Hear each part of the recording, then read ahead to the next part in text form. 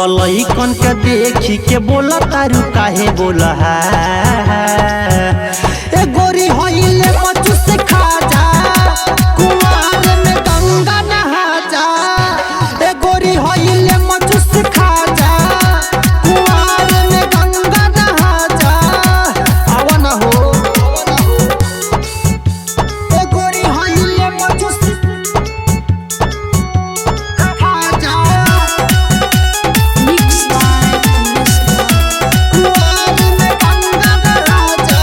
देखी के तोहर जवानी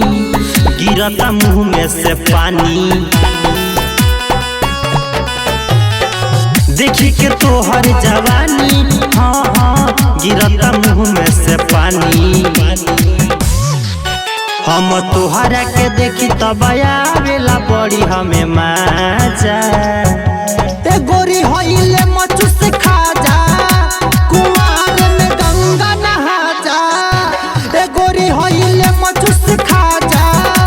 कुआर में गंगा नहा जा आवा ना हो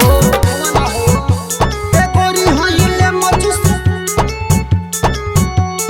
खा जा कुआर में गंगा नहा जा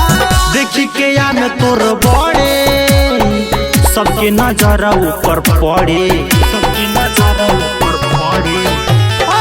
देखी के या में बड़े बड़े हाँ हाँ सबके नजर ऊपर पड़े चंदन कबूतर कमलेश के आवतनी पाजा ए गोरी होइले मचु से खा जा कुआर में गंगा नहा जा ए गोरी होइले मचु से खा जा कुआर में गंगा नहा जा आवा ना हो कमलेश राज रिकॉर्डिंग स्टूडियो कैथोलिया चौक।